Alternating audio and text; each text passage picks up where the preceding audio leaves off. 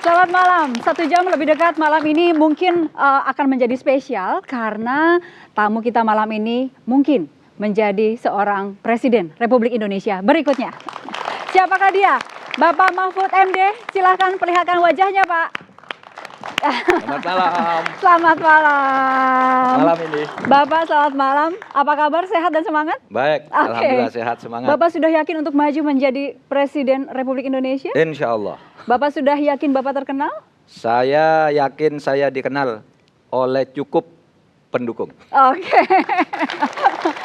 Untuk membuktikannya kami sudah merekam pendapat masyarakat berikut ini. Mahfud MD itu mantan ketua MK. Nggak tahu, saya nggak pernah baca koran. Tahu namanya sih, cuma lupa-lupa ingat sama mukanya. atasannya Akil. Dia kan orang Madura, tokoh dari salah satu partai PKB. Kalau Mahfud MD nyapres, Setuju benar deh hasilnya untuk salah satu kandidat capres gitu lah. Kayaknya gue lebih prefer Jokowi deh, gue nggak setuju. Siapa aja yang mau jadi presiden, yang penting kan sama rakyat benar. Buat Pak Mahfud MD, jadi atau enggak jadi presiden, menurut saya jangan menyerah. Sosok seperti Bapak itu istilahnya di layak publik udah bagus. Assalamualaikum, saya orang Madura.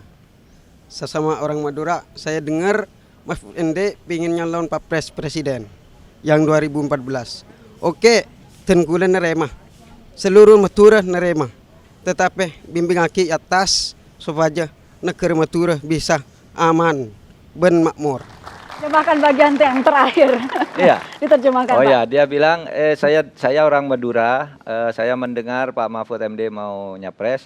Saya menyatakan seluruh orang Madura menerima pencalonan dan akan mendukung. Tetapi tapi dengan catatan orang-orang di atas itu supaya diperbaiki katanya. Oh. Rupanya Oke. yang dirasakan di atas bukan di bawah. Di bawah. Baik, tepuk tangan untuk Pak Mahfud MD. Silakan Pak, silakan Pak.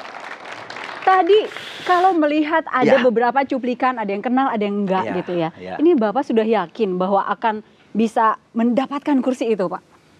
Ya harus yakin ya, yakin dalam pengertian yakin ada peluang untuk itu. Tetapi saya tahu kuncinya kan ada dua, satu rakyat, yang kedua Tuhan tentu saja. Itu kalau Tuhan menghendaki sesuatu, seluruh konstelasi politik dan keadaan itu bisa berubah dalam waktu tiba-tiba.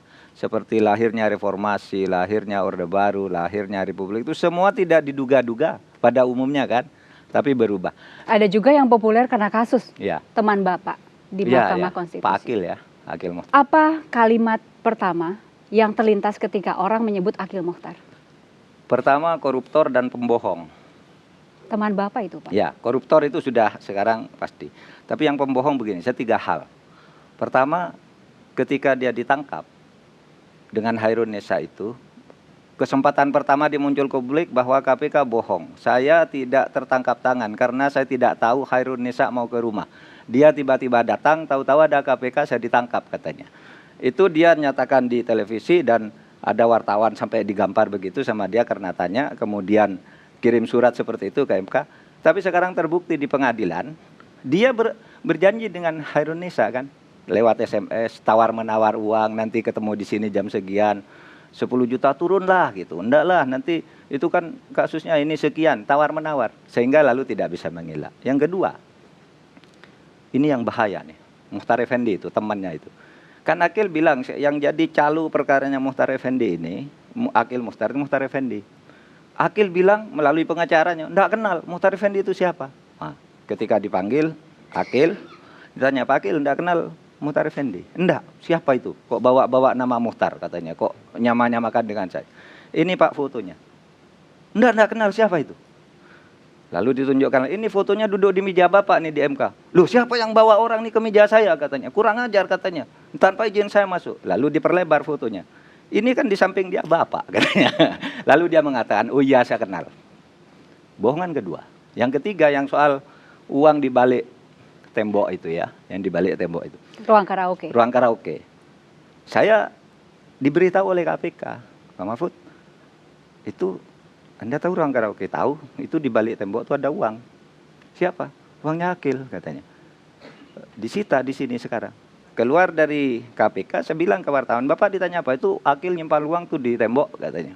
Kata siapa? Kata KPK. Besoknya pengacaranya Akil itu bilang, itu Pak Mahfud tuh bohong. Itu kan ruangnya Pak Mahfud dulu.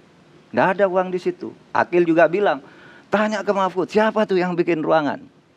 Si pengacara yang satunya, Otto Hasibuan juga bikin rilis. Mahfud harus bertanggung jawab secara hukum. Itu punya konsekuensi hukum kalau fitnah. Saya SMS dia, Pak tunggu aja di pengadilan nanti, benar apa tidak? Di pengadilan kemarin muncul, ya, enggak. Di pengadilan muncul, Akil mengakui itu uangnya. Dan uang itu disimpan oleh sopirnya bernama Daryono atas perintah Akil. Karena Akil tangkap gitu, lalu segera ke industri, pindahkan uang yang di sana ke ruang karaoke. Nah, KPK menyebut itu tembok. Yang makanya saya nyebut tembok. Tapi ternyata itu tembok lemari yang nempel ke tembok. Semacam ditutup, peredam iya, untuk ditarik ruangan. peredam gitu.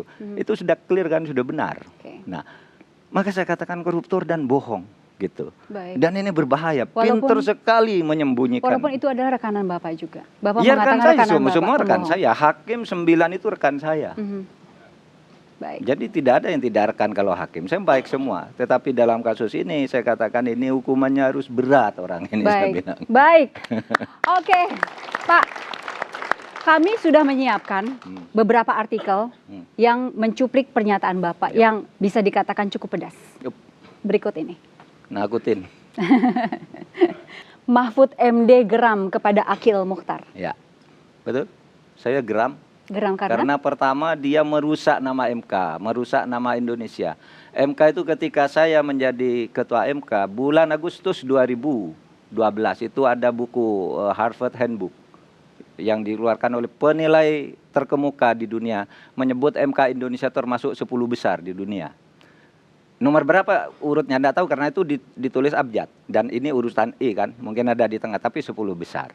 Itu tahun 2012. Tapi begitu ada kasus Akil Mukhtar itu semua hancur. Jangankan dunia internasional, orang rakyat sendiri menjadi tidak percaya. Makanya saya geram sama dia sampai sekarang. Bukan Baik. karena saya, tapi rakyat Indonesia dirugikan oleh dia. Baik, kita melihat slide yang berikutnya. Yuk. Akil pertanyakan tiadanya nama Mahfud MD dalam persidangan. Lah ya itu tadi. Dalam kejaksaan kan dia didakwa nerima suap dalam kasus Pilgub Banten Atut. Lalu di situ dia disebut nerima suap, tetapi KPK tidak nyebut saya. Dia bertanya, loh, yang saya dituduh korupsi, padahal yang memeriksa kasus itu Mahfud kan gitu. Ini bukan korupsi Banten maksudnya, ini korupsi dengan bisnis dengan Ratu Samagat. Jadi dia bertanya kenapa kalau memang Banten kok saya yang dituduh korupsi wong timnya Mahfud. Nah itu satu dia ngakunya. Tetapi saya yakin dia korupsi. Oleh sebab itu kalau bertanya kenapa Mahfud tidak disebut, ya jelas tidak disebut dong. Yang korupsi situ yang meriksa Mahfud kok situ yang korupsi. Kan gitu jawabannya kan. Iya kan. Saya meriksa tiba-tiba dia korupsi.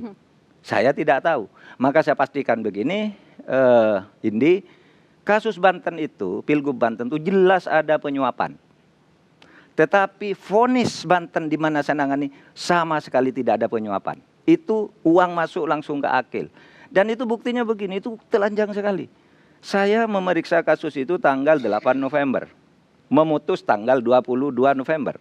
Akil sudah menerima suap Pilgub itu tanggal 18 Oktober. Sebelum Pilgub dia sudah menerima uang untuk kasus Pilgub itu. Berarti dia sudah mengantisipasi bahwa ini besok akan jadi perkara, saya peras saja nih, diperas, bayar. Nama Bapak diseret-seret. Iya, nanti akan muncul. Nanti gini, saya yakinnya bahwa nanti KPK itu akan membuktikan untuk pembicaraan Akil dengan Wawan. Dan Bapak yakin tidak ada? Yakin 1000% saya tidak ada. Kecuali Akil akan membawa-bawa, tapi KPK tidak menemukan bukti setetes pun itu. Kalau nggak yakin, ngapain maju menjadi calon presiden ya Pak? Oh iya. Kalau saya terlibat itu tidak layak menjadi calon wakil presiden, calon presiden, bahkan seluruh harta saya kira haram. Baik, seperti itu ya Pak ya. Mungkin yang ada di sini harus diingatkan kembali ya profil seorang Mahfud MD yang sudah kami persiapkan juga. Oke. Berikut ini.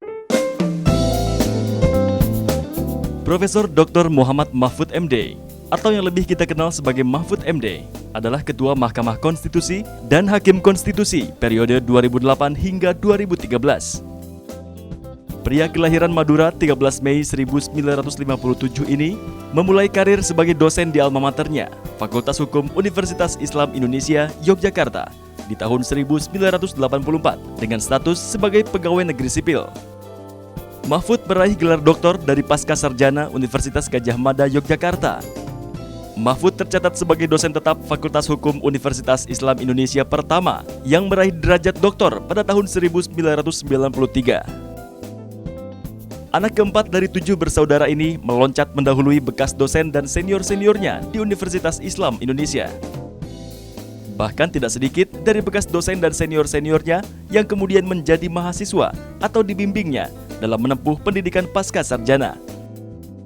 Pada tahun 1999 hingga 2000, Mahfud didaulat menjadi pelaksana tugas staf ahli Menteri Negara Urusan Hak Asasi Manusia.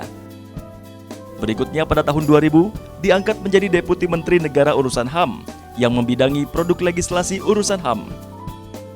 Karirnya terus menanjak pada tahun 2000 hingga 2001 saat mantan aktivis HMI ini dikukuhkan sebagai Menteri Pertahanan pada Kabinet Persatuan Nasional di era pemerintahan Presiden Abdurrahman Wahid. Pada periode tahun 2004 hingga 2008, Mahfud menjadi anggota Dewan Perwakilan Rakyat. Mahfud bertugas di Komisi 3 DPR sejak 2004 bersama koleganya di fraksi Kebangkitan Bangsa. Pada tahun 2008, Mahfud terpilih menggantikan Hakim Konstitusi Ahmad Rustandi yang memasuki masa purna tugas. Selanjutnya, pada pemilihan Ketua Mahkamah Konstitusi, Mahfud terpilih menjadi Ketua Mahkamah Konstitusi menggantikan ketua sebelumnya, Jimli Asyidik. Mahfud menikah dengan Zaizatun Nihayati sejak tahun 1982. Dari pernikahan itu, Mahfud dan Yati dikaruniai 3 orang anak, yaitu Ihwan Zain, Vina Amalia, dan Royhan Akbar. Bapak merasa karir Bapak sudah lengkap? Kalau bisa dikatakan Bapak ini lengkap ya? Pernah menjadi anggota legislatif, yudikatif, dan eksekutif sekali. Yes. Lebih Merasa dari sudah lengkap, karena saya tidak pernah membayangkan bisa masuk ke legislatif, masuk ke eksekutif, dan ke yudikatif di tingkat pusat. Sebetulnya cita-cita masa kecilnya apa, Pak? Jadi guru agama aja, makanya saya belajar di pondok pesantren. Dulu Mbak, di Madura itu kalau jadi guru agama terhormat, tiap malam Jumat diundang mimpin tahlil, dikasih uang, dikasih berkat gitu. Wah, hebat bener nih orang. Cita-citanya jadi guru agama. Sederhana saja Tapi ya. sesudah masuk sekolah guru itu, saya terpilih menjadi murid terbaik sehingga dikirim ke Jogja. Di PHIN namanya. Di situ kumpulan anak-anak terbaik dari setiap karesidenan di Indonesia. Nah, di situ saya kenal dengan ahli hukum, lalu saya bercita-cita ingin jadi hakim. Maka saya masuk Fakultas Hukum. Sesudah masuk Fakultas Hukum, saya ketemu seorang dosen yang sangat idealis dan pinter serta jujur, sederhana, namanya Artijo Alkostar. Saya berubah cita-cita, saya ingin jadi dosen kayak gini aja lah, orang yang hebat gitu. Nah, sesudah itu saya milih terminal terakhir ingin jadi dosen, udah jadi profesor, mestinya udah tercapai. Tapi Tuhan memberi bonus jadi menteri, sesudah itu jadi anggota DPR, jadi ketua MK. Jadi sudah lebih sebenarnya yang saya peroleh ini. Kalau dalam istilah hukum itu namanya ultra petita. Tuhan memberikan sesuatu di luar yang diminta. Menarik, jadi kita masih akan lanjutkan lagi ya Pak ya. Sesaat lagi kami kembali.